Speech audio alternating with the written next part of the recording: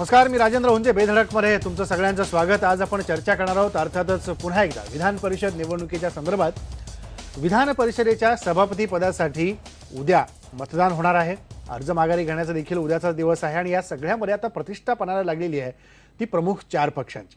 राष्ट्रवादी, भाजप प्रणित एका अपक्ष उमेदवारांनी अर्ज भरलेला आहे, शिवसेनेनं आपला अर्ज दाखल केला आहे आणि काँग्रेसनंही आपला अर्ज दाखल केला आहे. त्यामुळे आता या प्रतिष्ठेबरोबर ज्या प्रकारे सत्तेत राहून विरोधी पक्षाची भूमिका बजावण्याचं काम असेल किंवा सत्ताधारी एका विरोधी पक्षाच्या सोबत जाऊन खेळत असलेल्या राजकारणाचा विषय असेल, या सगळ्यांची चर्चा आता होऊ लागलेली आहे. त्यामुळे ज्या प्रकारे एक संधिसाधूपणा प्रत्येक राजकीय पक्षाचा याच्यामध्ये दिसून येतोय का, विधान परिषदेच्या सभापती पदाच्या निवडणुकीमध्ये तसं पाहायला गेलं तर सर्वाधिक जी संख्याबळ आहे ते राष्ट्रवादीकडे आहे, त्या खालोखाल काँग्रेसकडे आहे, त्या खालोखाल भाजप आहे आणि मग शिवसेनेचा नंबर लागतो. अशा याच्यात शिवसेनेने आपला अर्ज दाखल करून नेमका काय विरोध प्रदर्शित केलेला आहे, नेमकी कोणती संभ्रमावस्था या ठिकाणी निर्माण करून ठेवलेली आहे, या सगळ्याविषयी आपण बोलणार आहोत. तीन महत्त्वाचे प्रश्न. राज्यातील राजकीय पक्ष संधिसाधू राजकारण करतायत का? सत्तेत राहून विरोध करणारी शिवसेना संभ्रमात आहे का? आणि तिसरा महत्त्वाचा प्रश्न, सत्तेत विरोधक असल्यामुळं आणि सत्ताधारी विरोधक युती झाल्यामुळं एक अभूतपूर्व कोंडी या निवडणुकीच्या निमित्तानं सभापती पदाच्या पाहायला मिळते का, याविषयी बोलणार आहोत. आपल्यासोबत येणार आहेत संसदीय कार्यमंत्री गिरीश बापट. आपल्यासोबत स्टुडिओमध्ये आहेत शिवसेनेचे नेते आशिष जयस्वाल. ते सांगतील की नेमकं काय शिवसेना भूमिका घेऊन पुढे जाते आणि कशा पद्धतीने उद्याची निवडणूक असणार आहे. आपल्यासोबत आहेत नवाब मलिक, राष्ट्रवादी काँग्रेसचे प्रवक्ते, आणि आपल्यासोबत ज्येष्ठ पत्रकार संजीव उन्हाळे देखील आहेत औरंगाबादच्या स्टुडिओमध्ये. मला सुरुवात नवाबभाई तुमच्यापासून करायची आहे. एक अभूतपूर्व पेच आहे. सर्वाधिक संख्या राष्ट्रवादीकडे विधान परिषदेमध्ये आहे, त्याच खालोखाल काँग्रेसकडे आहे. तसं पाहता भाजप जरी निवडणुकीच्या रिंगणात उतरली नसली तरी देखील जे श्रीकांत देशपांडे आहेत हे अपक्ष आहेत, त्यांना कुठेतरी भाजपचा पाठिंबा मिळतोय. असे चार उमेदवार, श्रीकांत देशपांडे असतील, नीलमताई असतील, रामराजे नाईक असतील आणि शरद रणपिसे असतील, का हा पेच निर्माण झाला? चार उमेदवार रिंगणात येत आहेत. असं आहे की एकंदरीत या सभापतीची निवडणूक ते कुठल्या पद्धतीने होणार हे पहिले जनतेला कळलं पाहिजे. ही निवडणूक काय गुप्त मतदानाने होणार नाही. या निवडणुकीमध्ये 50% पेक्षा जास्त मतांची गरज नाही आणि ही उघडपणे निवडणूक होणार आहे. त्या संख्याबळ आपण बघितलं तर या विधान परिषदेमध्ये राष्ट्रवादीची संख्या 29 अधिक 1 30 आमची संख्याबळ आहे. मग खालोखाल काँग्रेस आहे, भाजप आहे, शिवसेना आहे. एकंदरीत जर ह्या चौघे उमेदवारांना सर्वांनी आपली आपली पसंती दिली तर स्पष्ट आहे की आमचे रामराजे निंबाळकर हे त्यांना जास्त पसंती आहे आणि त्यामुळे निश्चित रूपाने ते संख्याबळाच्या आधारावर ते सभापतीची निवडणूक त्यांच्या बाजूनी लागणारच आहे. आता उरलेलं आहे की आता यानंतर आजच्या रात्री किंवा उद्या सकाळी काय घडते, कोण कोणासोबत जाते, याच्यावर सगळे निकाल अवलंबून होऊ शकतात. आता याच्यात इतर पक्ष काय भूमिका घेणार आहे तर त्यांच्या विषय आहे, पण संख्याबळ आज आमच्या बाजूनी आहे आणि प्रोसिजर व्यवस्थित झाली तर आमचे जे रामराजे उमेदवार आहे ते निश्चित रूपाने उद्या सभापती होणार आहे. काय म्हणाला आशिषजी? ते म्हणतात की रामराजे सभापती होणार हे निश्चित आहे. नीलमताईंनी काय नेमका अर्ज दाखल केला? आता उद्यापर्यंत वाट बघितली पाहिजे. शेवटी या निवडणुकीच्या माध्यमातून अनेक गोष्टी ही जनतेच्या समोर येणार आहे की कोण कोणासोबत आहे, कोणाची युती कोणासोबत आहे, आणि असं असंख्य असे प्रश्न आहे की शेवटी राजकारणामध्ये संख्याबळामध्ये काँग्रेसचे सुद्धा 21 सदस्य आहे आणि या उद्या सकाळपर्यंत ज्या घडामोडी होतील त्याच्यावरच सर्व काही निकाल अवलंबून आहे. आणि मला असं वाटतं उद्यापर्यंत आपण वाटच बघणं योग्य राहील. उद्यापर्यंत वाट सगळ्यांनाच बघायची, त्यात काहीच दुमत नाही. मात्र जी भूमिका शिवसेनेने घेतली आहे, सत्तेत राहून अर्ज दाखल केलाय, भाजपची कुठेही त्याच्यावर स्पष्ट भूमिका दिसत नाही की ठीक आहे अर्ज दाखल केलाय आम्ही सपोर्ट करू, हे कुठेही नसताना शिवसेनेने भूमिका का घेतली? शिवसेना एक स्वतंत्र राजकीय पक्ष आहे आणि माननीय उद्धवजी यांच्या नेतृत्वामध्ये आम्ही काम करतो. माननीय उद्धवजी याच्या संदर्भात अंतिम निर्णय उद्या घेतील. आणि शेवटी हा काहीतरी असला तर राजकारणाची खेळी, परंतु आमची भूमिका ही फक्त काँग्रेसमुक्त महाराष्ट्राची नव्हती, तर आम्ही काँग्रेस आणि राष्ट्रवादी दोघांपासून महाराष्ट्रमुक्त करू इच्छित होतो. त्याच्यामुळे शिवसेनेची जी भूमिका राहील ते माननीय उद्धवजी उद्या सकाळी जाहीर करतील आणि त्याच्याप्रमाणे उद्याचा निकाल आल्यानंतरच या संदर्भात काही जनतेला सत्यता कळणार आहे. पण असं वाटतंय का शिवसेनेला कुठतरी की राष्ट्रवादी भाजप हे अंतर्गत काहीतरी सुरू आहे आणि म्हणून मग आपण पण मैदानात उतरलं पाहिजे आणि आपली ताकद काय ते संख्याबळ नसली तरी दाखवून दिलं पाहिजे? शेवटी काही जरी होत आहे महाराष्ट्राच्या राजकारणामध्ये, जे काही आज होत आहे ते महाराष्ट्राच्या जनतेला उघडपणे दिसत आहे. आणि मांजर दूध पिताना डोळे जरी बंद करत असेल, परंतु त्याच्यावर महाराष्ट्राच्या जनतेचं लक्ष आहे आणि महाराष्ट्राच्या जनतेला सर्व वस्तुस्थिती हे हळूहळू कळत आहे आणि भविष्यात कळणार आहे.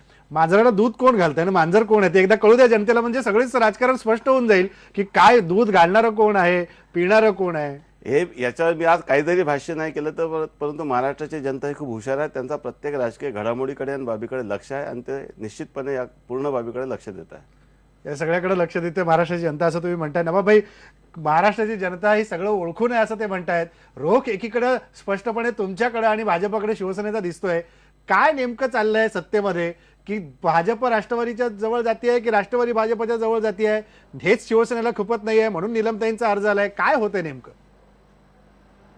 असं आहे, आम्ही कोणाबरोबर जात नाही, कोणी आमच्या बरोबर येत नाही. आता भाजपनी शिवसेनेचा वाघ हा मांजर करून टाकलेला आहे, हे खंत कुठेतरी शिवसेनेला आहे. आता तुम्ही वाघ असताना मांजरसारखी तुमची परिस्थिती निर्माण केली त्या लोकांनी. जर तुम्हाला त्या परिस्थितीत राहायचं नाही असेल तर कुठेतरी स्पष्ट भूमिका घेतली पाहिजे. पण शिवसेनेचा दबाव निर्माण करून आणखीन काय वाटा मिळवता येते काय, आणखी ताकद वाढवता येते काय, सत्तेत ताकद आणखी मिळणार काय, या परिस्थितीमध्ये शिवसेना दबाव निर्माण करण्यासाठी स्वतःचे राजकारण करते. आता सगळे वाघ मांजर झाले हे खरं आहे, आम्ही मान्य करतोय. काय म्हणाल आशिषजी, तुमच्याच वाघाचा नाही मांजर नाही झालाय नाही, म्हणताय. नवाबभाईने जे काही म्हटलं ते त्यांच्या स्वतःच्या वक्तव्यामध्ये कशी विसंगती आहे बघा. पहिले ते असं सांगतात मग सांगतात दबाव निर्माण. मग असं काही दबाव निर्माण करण्याचा जेव्हा प्रकार तुम्ही सांगतात, आम्ही स्वतंत्र राजकीय पक्ष आहोत आणि जे आमच्या पक्षाच्या तत्वाला पटेल, जे माननीय उद्धवजी निर्णय घेतील त्याच्यामागे शिवसेना स्वतंत्रपणे पूर्ण शिवसेना त्यांच्या मागे उभी आहे. आणि या सर्व प्रक्रियेमध्ये मी निश्चितपणे सांगू इच्छितो की जे काही चाललेलं आहे नवाबभाई, हे तुम्ही किती जरी म्हटलं तरी ते सर्व लोकांना कळत आहे. त्यामुळे आपण काही जरी भाष्य केलं, परंतु महाराष्ट्राच्या जनतेला तुमच्या विरोधात लोकांनी कौल दिलेलं हे तुम्हाला विसरता येणार नाही. नाही, पण एकूण आपण अशी जी बघितलं तर नाही, आम्ही कुठे सत्तेत नाही जयस्वालजी, आम्ही सत्तेत नाही, आम्ही विरोधक या नात्याने आमची जबाबदारी पार पाडतो. पण तुम्ही सत्तेत असताना तुम्हाला काही किंमत राहिली नाही, वाघाचा वांजर झालेला आहे, मांजर झालेला आहे. आणि या मांजराच्या अवस्थेत असताना तुम्ही कधी वाघ होणार आम्ही हे वाट पाहतोय. नाही नाही, तुम्हाला त्याची चिंता करायची गरज नाही. वेळ आल्यानंतर सर्व गोष्टी कळणार आहे आपल्याला. पण अशी जी सगळ्यात महत्वाचा मुद्दा आहे, 7 संख्याबळ आहे राष्ट्रवादीकडे, 29 आणि 1 असं 30 संख्याबळ त्यांच्याकडे आहे. 21 काँग्रेसकडे संख्याबळ आहे, 12 भाजपच्या जागा आहेत. 7 संख्याबळावरती आपल्याला 50% जरी म्हटलं, 78 पैकी 50%, तरी कमीत कमी 46 तरी जागा, 47 जागा तरी आपल्या पदरात पाहिजेत. 44 जागा आपल्या संख्या पदरात किती पाहिजेत. आहे याला महत्व नाही आहे. शेवटी अनेकदा निवडणुकीमध्ये विधानसभेच्या अध्यक्ष असो की अनेक अशा निवडणुकी होतात की त्या निवडणुकीमध्ये संख्या कमी असताना आम्हाला माहीत असते की आमचा पराभव होणार आहे किंवा विजय होणार आहे, तरी निवडणुकी काही निर्विरोध निवडणूक काही आम्हाला द्यायची नाही आहे. आणि त्यामुळे आणि काँग्रेस आणि राष्ट्रवादीला मदती करायची नाही आहे आणि काही आमची काँग्रेस किंवा राष्ट्रवादीचे काही छुपी युती नाही आहे. आणि त्यामुळे शिवसेनेचं 7 जरी संख्याबळ असलं, परंतु त्यांनी आपला पक्ष म्हणून उमेदवार उभं करणं याच्यात गैर काय आहे? पण ते बाकीचं संख्याबळ जुळवणार कसं? एकतर भाजपची मदत घ्यायला लागेल किंवा मग इतर दुसऱ्या पक्षाची घ्यायला लागेल. आता हे सर्व स्ट्रॅटेजी आज ओपन करता येणार नाही. त्याच्यामुळे मीच आपल्याला सुरुवातीलाच म्हटलं की आपण उद्यापर्यंत वाट बघा, जे रात्रभरात जे घडामोडी होतील आणि त्याच्यातून काहीतरी चांगलं फलित होईल असं समजून घ्या. म्हणजे उद्या वाघ पूर्णपणे दिसेल असं तुम्हाला म्हणायचं आहे? आता त्या कोणत्याही गोष्टीला तशा पद्धतीने चर्चेला वळण आपण देऊ नये. शेवटी पक्ष म्हणून जे काही निर्णय आम्हाला घ्यायला पाहिजे पक्षाच्या हितासाठी, महाराष्ट्राच्या जनतेसाठी, तो आम्ही घेत आहोत. आणि त्या निर्णय कोणाच्या दबावापुढे घेत नाही. शिवसेना स्वतंत्र आहे आणि स्वतंत्रपणे निर्णय घेऊन स्वतंत्रपणे माननीय उद्धवजी यांनी जे काही निर्देश आम्हाला देतील, राजकीय पक्षाचे आमचे ते नेते आहे, आमचे सर्वश्रेष्ठ नेते आहेत, त्यांच्या मार्गदर्शनात आम्ही काम करत आहोत. नवाबभाई काय म्हणाल की सगळं काय जे आहे ते उद्या वाघ डरकाळी फोडलेला दिसेल तुम्हाला, असं आशिषजी स्पष्टपणे म्हणतात? नाही, मांजरच राहणार आहे. आता वाघ इतकं लवकर होता येत नाही त्यांना, कारण काही वाघ पडून जातील ही भीती त्यांच्या मनात असताना ते सत्तेत गेलेले आणि या अवस्थेत त्यांना राहावंच लागेल. ही परिस्थिती महाराष्ट्रामध्ये आहे. नाही, या संदर्भात मला असं माहित आहे की राष्ट्रवादी काँग्रेस पक्षाचेच लोक ते कधी संघटित, ते शेवटी ती टोळी आहे एक प्रस्थापित नेत्यांची. तुम्हाला सत्तेशिवाय राहता येत नाही आणि म्हणून तुम्ही कधी कोणाशी युती करता, कधी कोणाशी युती तोडता, हा तुमचा विषय आहे. म्हणजे आता सत्ताधाऱ्यांची युती चालली आहे असं म्हणायचं आपण? हे सर्व कळून राहिलं लोकांना. म्हणजे काय म्हणायचं आहे? ते कळून राहिलं. प्रत्येक गोष्टीवर भाष्य करणं योग्य नाही.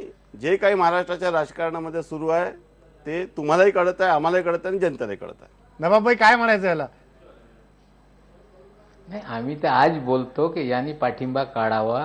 आम्ही या सरकारला पाठिंबा देणार नाही. होऊन जाऊन द्या पुन्हा निवडणुका. तुमच्या शब्दावर पण हिंमत कधी कोणी असेल तर विश्वास ठेवलेला माणसाचा आहे? वाक करून दाखवा ना. राष्ट्रवादीच्या शब्दावर महाराष्ट्रात कोणी विश्वास ठेवलेला आहे आणि कोण विश्वास करणार आहे? तुम्ही निवडणुकीच्या पूर्वी आम्ही भारतीय तुम्ही जनता एक तरी पक्षाच्या मान्य सरकारला करा पाठिंबा की देणार तुम्हाला आहोत अशा भाजपने पद्धतीचं वक्तव्य केलं दाबून नव्हतं. ठेवलेलं आहे.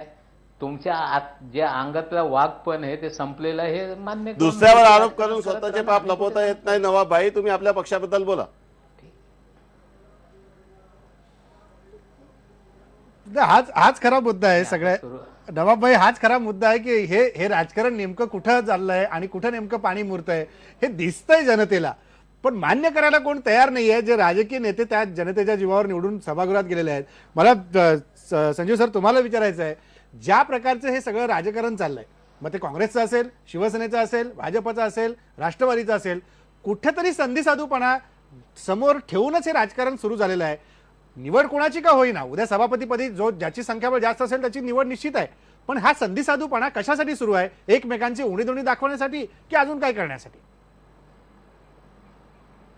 नाही, कसं आहे माहिती का की विधानसभेतल्या राष्ट्रवादीचं विश्वासदर्शक ठरावाच्या वेळेसचं ते भूमिका आणि विधान परिषदेमध्ये अविश्वास ठरावदर्शक ठराव सभापतींच्या वेळेस भाजपची भूमिका, याच्यामुळं मला असं वाटतं की एकंदर त्यांच्या अप्रत्यक्ष साठलोटाचा एक वर्तुळ पूर्ण झालेलं आहे. आणि विश्वासदर्शक ठराव पहिला होता त्यावेळेस मोदी यांची भूमिका बरीचशी अस्पष्ट होती, पण अविश्वास ठराव आपला पहिल्यांदा विधान परिषदेत झाला त्यावेळेस मोदी यांचा त्याला बऱ्यापैकी पाठिंबा होता असं दिसतंय. हे एकंदर जे राजकारण झालेलं आहे याच्यामध्ये भारतीय जनता पक्ष हा शिवसेनेच्या बाजूनी कधीही नव्हता. म्हणजे तुझे माझे जमेना जमवून घेतले आहे अशी यांचे दोन पक्षाची परिस्थिती आहे.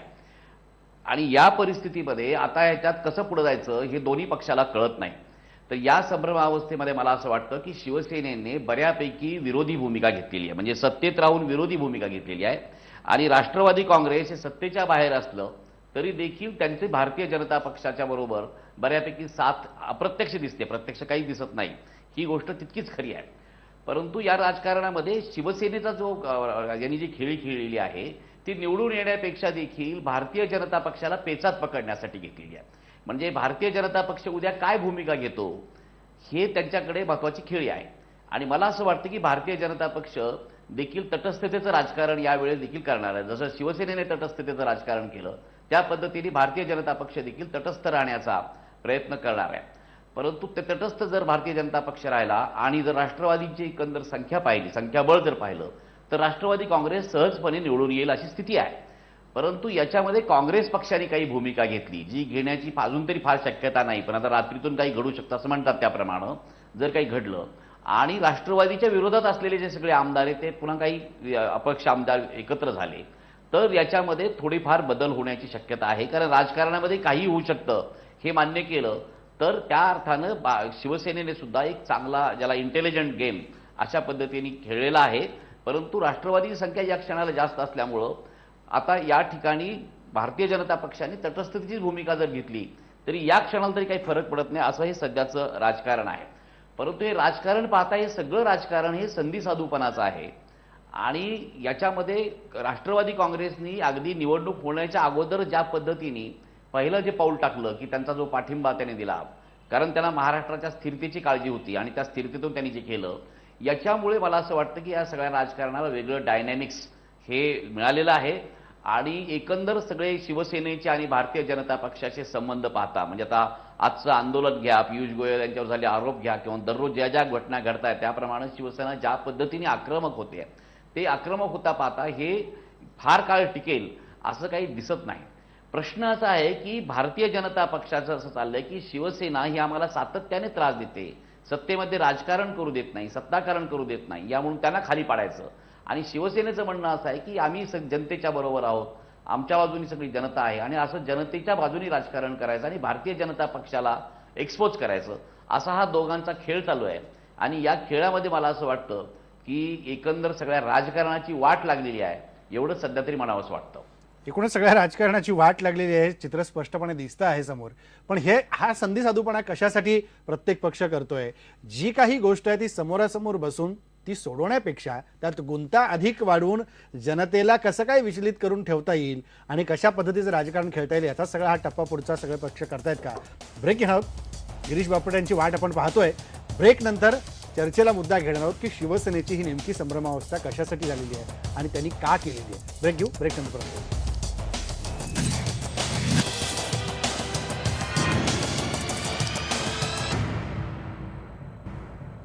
ब्रेकनंतर स्वागत. अशीची सुरुवात ब्रेकनंतर मला तुमच्यापासूनच करायची, कारण मुद्दा आहे शिवसेनेचा. हे शिवसेना एकीकडे सत्तेत राहून विरोध करते, मग तो जैतापूरचा प्रश्न असेल, तो एलईडीचा कालचा घोषित केलेल्या बजेटमधला मुद्दा असेल, त्याला आज सकाळी सामनामधनं जोरदार लक्ष करण्यात आलं पियुष गोयल यांना. सभापतीपदासाठीच्या निवडणुकीमध्ये भाजपशी कुठलीही चर्चा न करता निलमताईंनी अर्ज दाखल केला. ही संभ्रमावस्था काय येते शिवसेनेत? नाही, आपण मुळातच मला कळत नाही संभ्रमावस्था हा शब्द आपण कसा वापरता.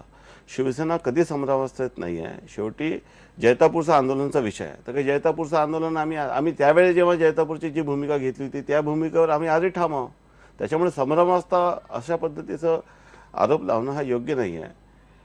शेवटी शिवसेनेची जी काही भूमिका आहे ती उघडपणे आम्ही कोणाच्या दबावाखाली येत नाही. जे काही आमच्या तत्वाला पटत नाही त्याच्यावर आम्ही समर्थन देत नाही. ज्या गोष्टीमध्ये आम्हाला विरोध करावासा वाटतो त्या गोष्टीमध्ये आम्ही विरोध करतो. कोणाच्या मागे फरफटत जाणारी शिवसेना नाही आहे. तर शिवसेना एक स्वतंत्र संघटना जनतेच्या हितासाठी जनतेच्या कामासाठी काम करत आहे. आणि या पूर्ण प्रक्रियेमध्ये जी काही खेळी आज राजकारणामध्ये सुरू आहे त्या सर्व खेळीतून हे काही घडामोडी होत आहे. आणि मला निश्चितपणे आपल्याला सांगावं वाटते की जे काही आम्ही उद्याच्या भूमिकेत जे काही आम्ही उमेदवार उभं केलेलं आहे त्याच्यामध्ये एक राजकीय ती सुद्धा एक राजकीय पार्श्वभूमी आहे त्याला. आणि ती राजकीय पार्श्वभूमी काय आहे हे आपल्याला उद्या निश्चितच कळणार आहे. तीच तर राजकीय पार्श्वभूमी मुळात अडचणीचा विषय ठरते. त्याच्यामुळे लोकांना असं वाटतं की शिवसेनेचा कुठतरी संभ्रम झालाय. नाही, संभ्रम नाही आहे. उद्या जरी नाही झालं तर उद्या उपाध्यक्षाच्या निवडणुकीत ती परिस्थिती क्लिअर होणारच आहे. शेवटी परत त्या गोष्टीवर आता भाष्य करणं मला योग्य वाटत नाही. हे आपल्यालाही कळत आहे की आम्ही जेव्हा उमेदवार उभा केलेला आहे त्या उमेदवार उभा करण्यामागे कोण आमच्यासोबत आहे कोण कोणासोबत आहे हे जनतेला कळलं पाहिजे. ती आमची भावना आहे. म्हणजे सत्तेत राहून फार काही आलबेल आहे अशी स्थिती नाहीये. नाही, आलबेल म्हणजे काय असं नाही आहे. काँग्रेस आणि राष्ट्रवादीचे सरकार असताना सुद्धा अनेकदा असे प्रसंग आलेले आहे. शेवटी युती जरी असली परंतु दोन राजकीय पक्ष वेगवेगळे आहे. अनेक विषय आता विदर्भाचा विषय आहे. शिवसेना अखंड महाराष्ट्राच्या बाजूने आहे, बीजेपी वेगळ्या विदर्भाच्या बाजूने आहे. त्यामुळे अनेक प्रसंग असे येतात. सरकार शेवटी दोन राजकीय पक्ष वेगवेगळे जरी असले परंतु पक्षाचे तत्व वेगवेगळे असू शकतात. त्यामुळेच तो अर्ज सभापतीपदाचा केलाय. हा सुद्धा त्यापैकी एक कारण असावा. त्यापैकीच हे कारण आहे असं दबापेटे म्हणतायत की काय आता जर अशी परिस्थिती समोर आली, उद्या अर्ज कोणी माघारी नाही घेतला, मतदान करावं लागलं तर काय होईल? जर मतांची फोड झाली तर कोण कोणाच्या बाजूने येऊ शकतं? सगळा स्ट्रॅटेजीचा भाग आहे.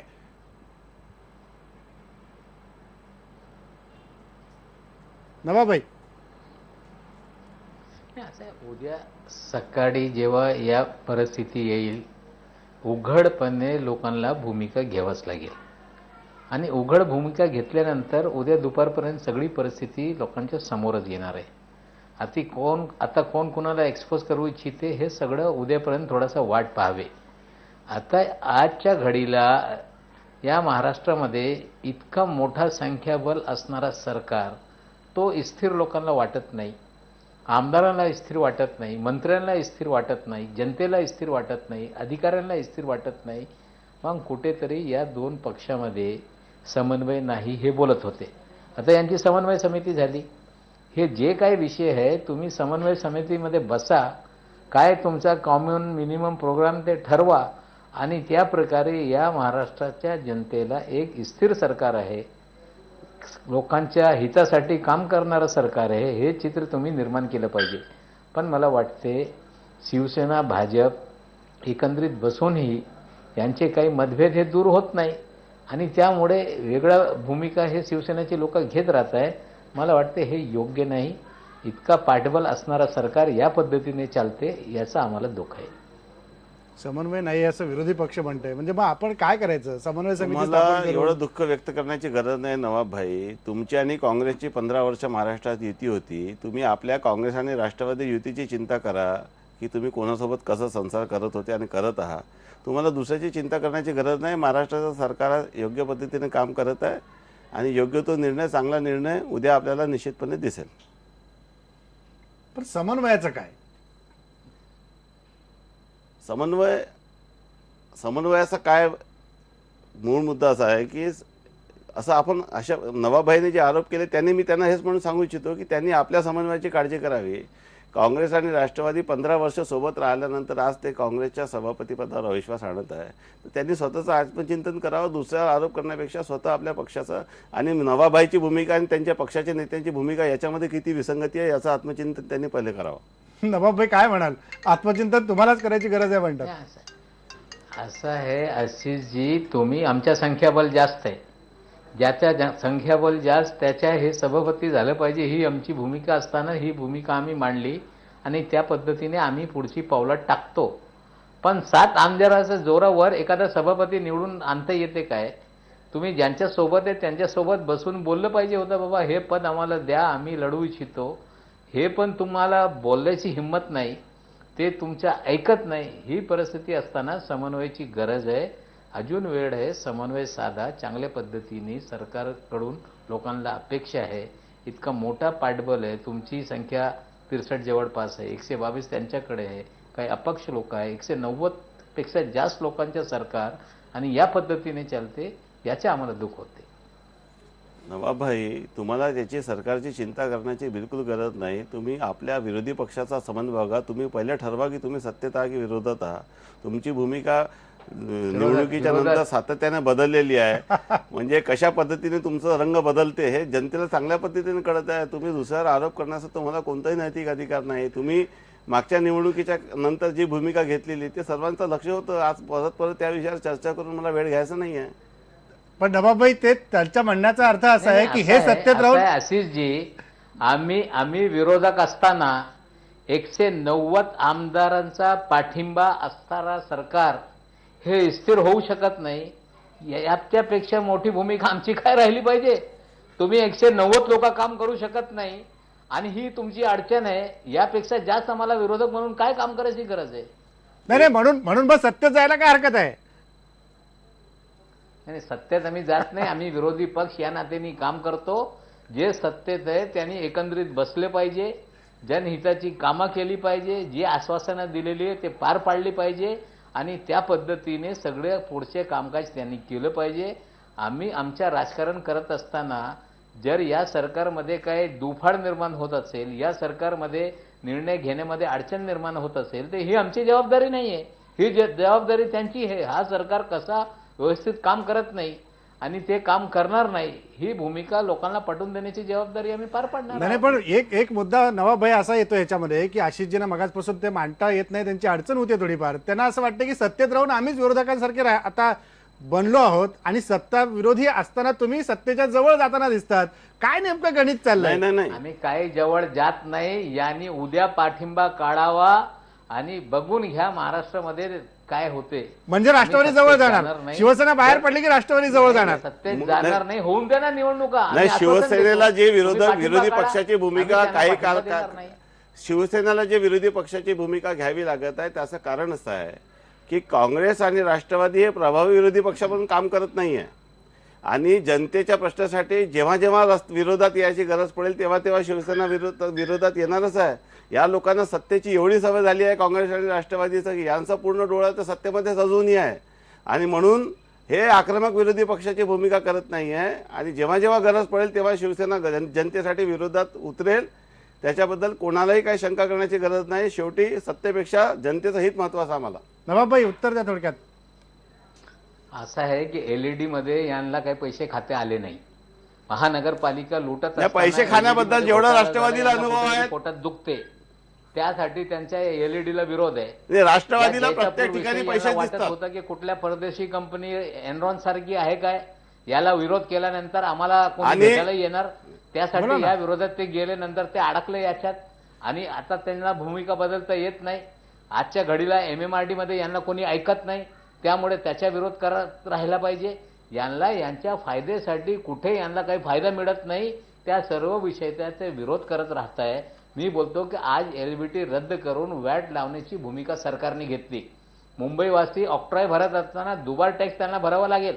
ग्रामीण जनतेला कुठेतरी या LBTच्या नावाखाली त्यांच्यावर बोजा लादणार आहे. नवाबाई तो मुद्दा वेगळाच आहे. तो विषयांतर नको करायला.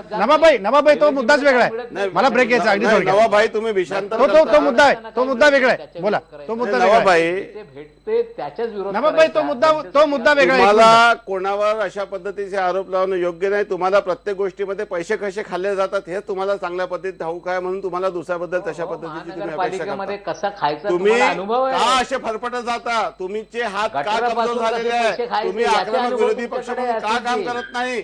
आणि तुम्ही सरकारवर तुमचं नियंत्रण विरोधी पक्ष म्हणून तुमचा अंकुश का विरोध राहिलेलं नाहीये? जिथे तुम्ही पैसे का मिळवण्यासाठी असे फरफटत काय जाता? मिळू शकते, तुम्ही त्या असे काय विषयावर पाप विरोध केलेले सुरू आहे आहे. की ज्याच्यात मला- तुमच्यावर ही- कारवाई होण्याची भीती तुमच्या आशिषजी, एक मिनिट, आशिषजी, एक मिनिट. तुम्ही सरकारला आशिषजी, एक मिनिट. नवाबाई, एक मिनिट.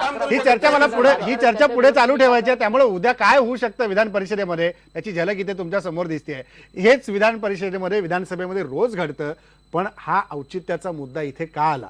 संभ्रमावस्थेत नेमकं कोण आहे? सत्ताधारी पक्ष आहेत की संभ्रमावस्थेमध्ये विरोधक आहेत? याचं काय नेमकं राजकारण आहे हे पटलं थोडक्यात तुम्हाला आत्ता ब्रेकपूर्वी दिसलं. ब्रेक घेऊ, ब्रेक नंतर परत भेटू.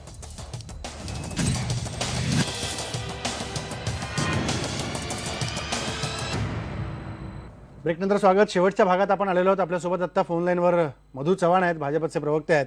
मधुजी, काय म्हणाल की ज्या प्रकारची उद्या विधान परिषदेच्या सभापती पदाची निवडणूक आहे, एक अभूतपूर्व कोंडी पाहायला मिळते आहे.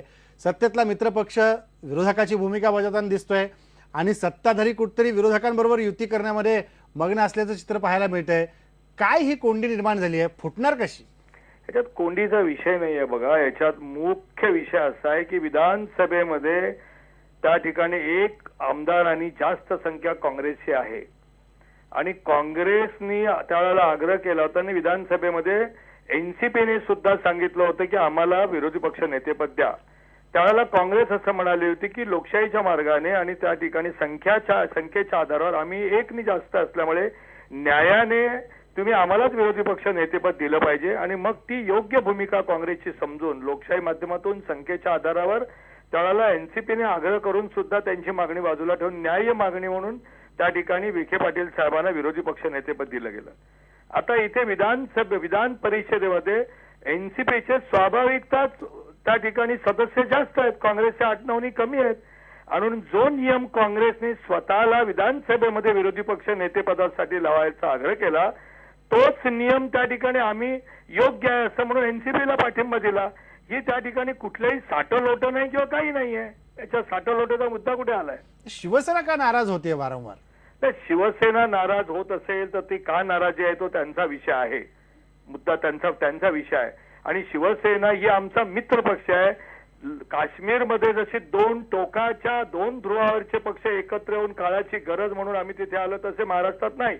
शिवसेना ही आमचा नैसर्गिक मित्र आहे आणि म्हणून मला असं वाटतंय की समजूत का काढत नाही मधुभाई तुम्ही? समजूत काढायची म्हणजे काय करायची, ते कशावर नाराज आहे तेच कळत नाहीये.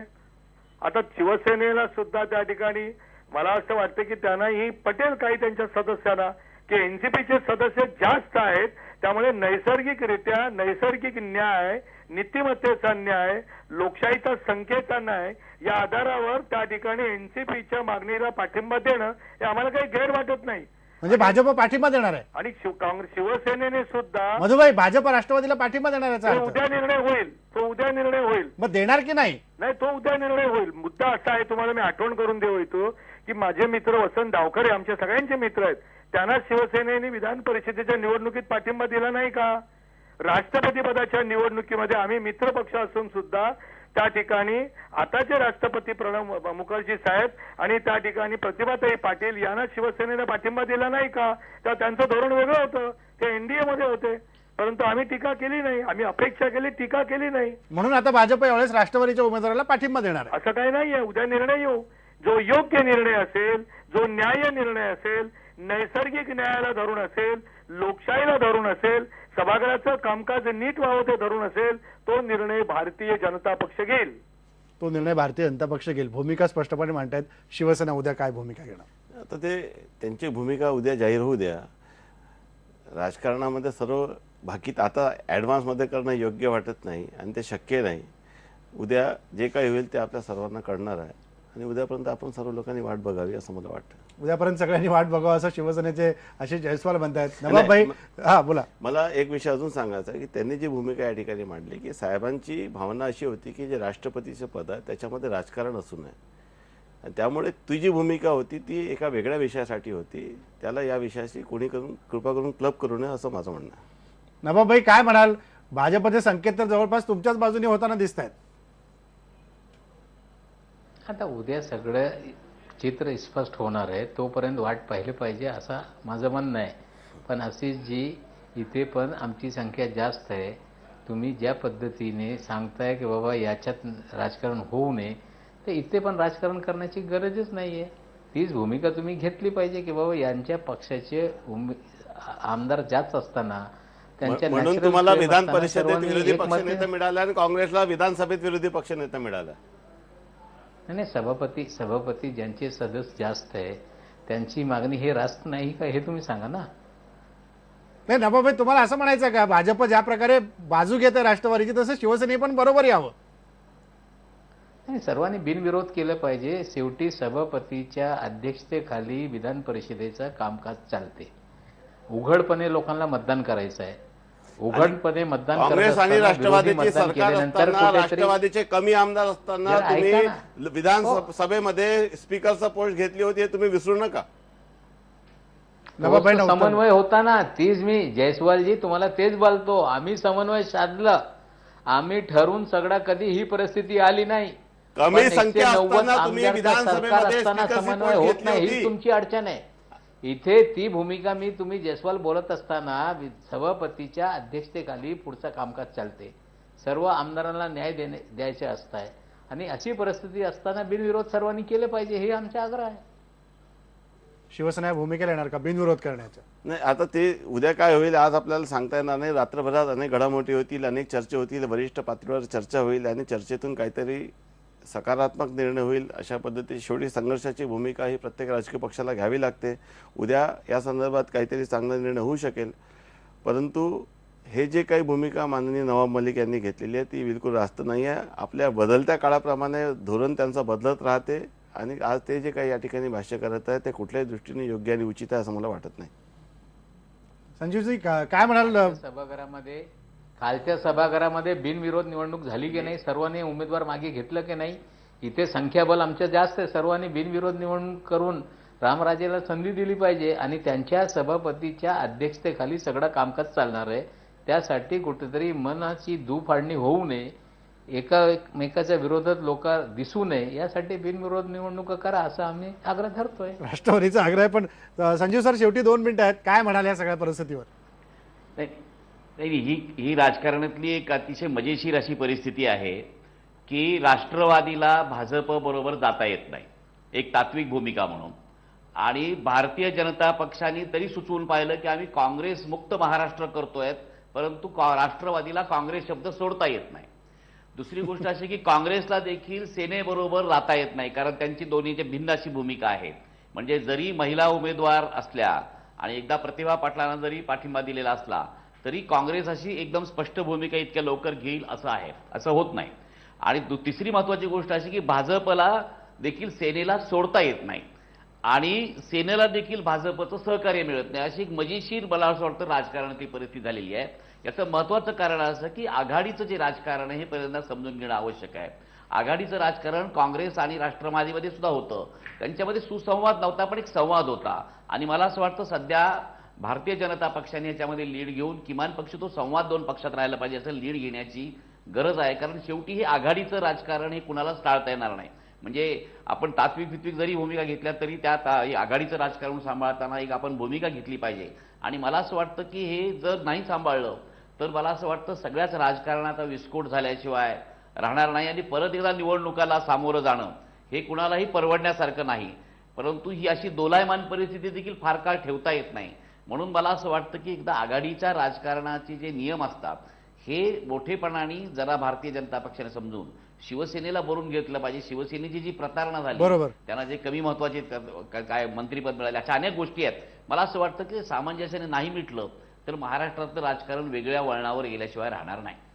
अगदी खरं आहे की महाराष्ट्रातलं राजकारण आता वेगळ्या वळणावर जाण्याचीच ही वेळ आलेली आहे. आता त्याचा वळण नेमकं कसं लागतं आणि कुठल्या वळणावर ते जाऊन थांबतं हे बघणं महत्त्वाचं आहे. पण भाजप शिवसेनेची अवस्था मात्र तुझं माझं जमेना आणि तुझ्या वाचून करमेना अशी झाली आहे. पण हे करमेना जरी असलं तरी देखील हे दोन मित्र दोन खोल्यांमध्ये बसून एकमेकांचं प्रेम कसं जुळेल याची वाट पाहत आहेत. पण हे जुळणार कसं? दारं उघडल्याशिवाय ते जुळणार नाही. त्यामुळे समन्वय समिती ही दार बंद करून चालत नाही. दारं उघडी ठेवून चर्चा केली तर पुढच्या गोष्टी होऊ शकतात. नाहीतर राजकारण ज्या वळणावर येऊन ठेपलंय त्याची परिणाम मात्र सगळ्यांनाच भोगावे लागतील. इथंच थांबू. पहा फक्त